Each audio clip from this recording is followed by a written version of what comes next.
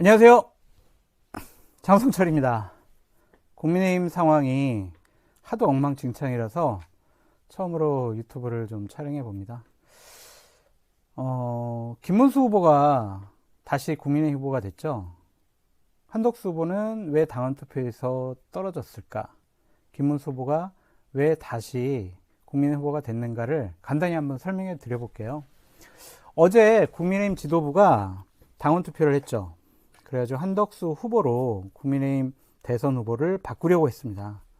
근데 당원 투표에서 찬성표가 더 적게 나왔습니다. 그래서 김문수 후보가 다시 국민의힘 후보가 됐는데요. 첫 번째 원인은 이거 같아요. 한덕수 후보로 바꾸려고 했던 것이 명분이 없었습니다. 새벽 3시에 공고하고 그냥 관련 서류 받고 이게 과연 맞습니까? 새벽에 그렇게 날치게 하는 게 맞습니까? 그거에 대한 당원들의 분노가 좀 심했었던 것 같다. 좀 그런 생각이 들고요.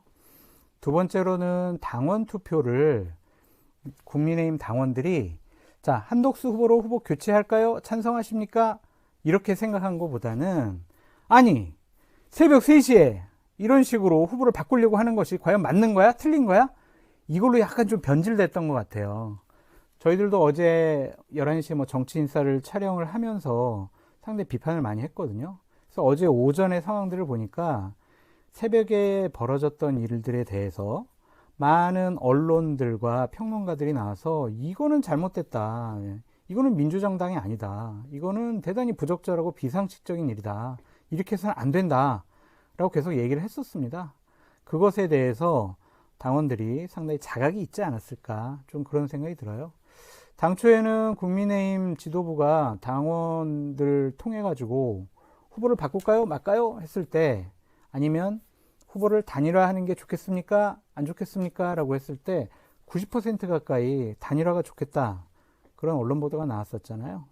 근데 이것은 과연 저러한 무도한 일을 한 것에 대한 징벌성 당원 투표가 아니었느냐. 좀 그런 생각이 듭니다.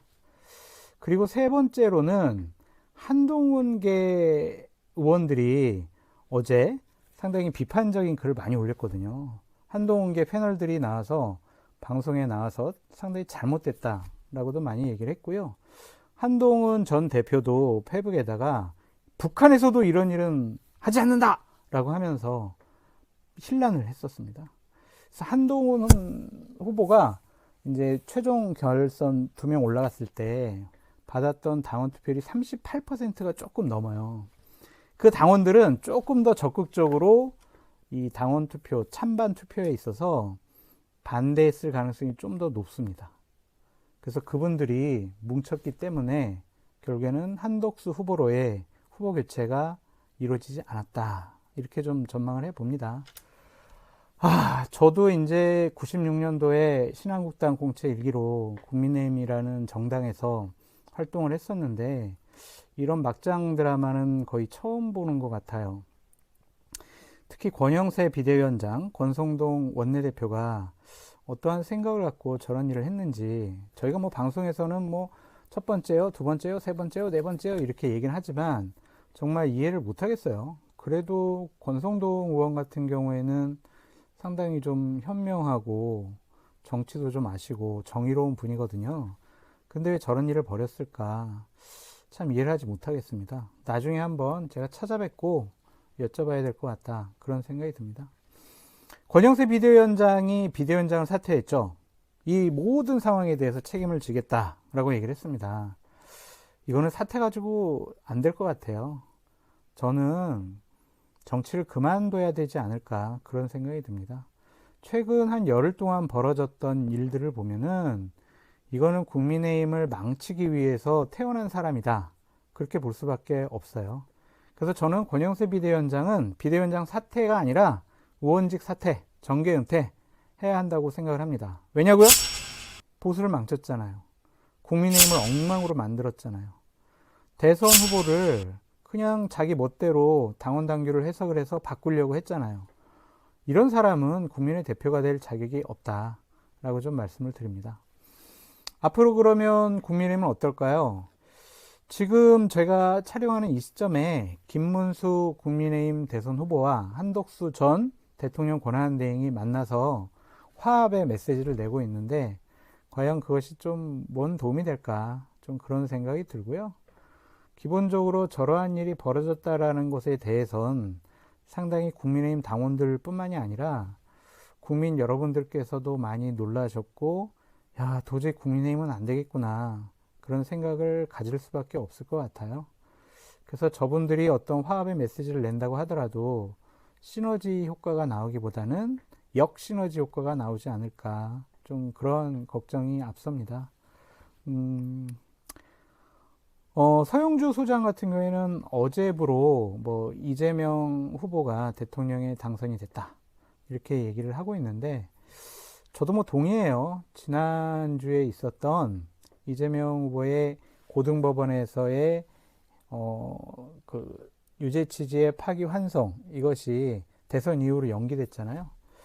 그래서 저는 이번 대선은 그때 끝난 것이 아니냐 좀 그런 생각을 갖고 있습니다. 이재명 정권이 들어설 가능성이 높은데 야당인 국민의힘이 그렇게 비합리적이고 비상식적이고 비민주적인 집단이다 라고 국민들에게 낙인을 찍히면 과연 야당으로서의 역할을 제대로 할 수 있을까? 좀 그런 걱정이 앞섭니다. 그래서 대선 과정 중에서 김문수 후보가 얼마나 선전을 할지는 모르겠지만 정광훈 목사와 함께한 세월이 상당히 좀 오랜 기간이에요. 그리고 관훈 토론회 며칠 전에 나가서는 광장의 세력과 거리의 세력과 손을 잡아야 한다. 이런 상당히 위험한 발언도 했거든요. 그것이 다수의 국민들에게는 어떻게 비춰질까 상당히 좀 걱정이 됩니다. 그래서 역대급의 패배를 좀 하지 않을까 그런 생각도 들고요. 상대적으로 이준석 후보가 어느 정도 선전하는지는 저희가 좀 한번 지켜봐야 될 것 같아요. 그래서 현 시점에서는 대선은 끝났다라고는 보여집니다. 얼마나 보수파 진영이 표를 더 많이 받을 수 있을까 그것만 좀 지켜보면 될 것 같다라고 말씀을 드립니다. 대선 때까지는 제가 매일 좀 영상을 한 번씩 좀 올려보려고 합니다. 그러니까 제가 정식적으로 막 이렇게 어느 스튜디오에서 하진 않을 거고요. 그냥 차 안에서도 순간적으로 할 수도 있고 집에 가서도 할 수 있고 방송 중간중간 제 생각과 판단을 여러분과 함께 나누고 싶습니다. 저번에 드럼통 TV가 폭파돼가지고 저도 놀랬고 저희 구독자분들, 지지자분들이 많이 놀라셨던 것 같은데요. 앞으로 장성철 TV를 통해서 이렇게 자주 여러분께 인사드리도록 하겠습니다. 다음 주에는 제가 방송을 한 일주일에 뭐 몇 개 하는데 다음 주 화요일에는 100분 토론에서 나오라고 하더라고요. 그래서 제가 MBC 100분 토론 나가서 국민의힘이 이렇게 된 이유, 앞으로 어떻게 될 것인가, 대선 전망은 어떤가, 이재명 후보의 사법 리스크는 어떤가, 이런 거를 갖고 여러분을 좀 찾아뵐 것 같고요.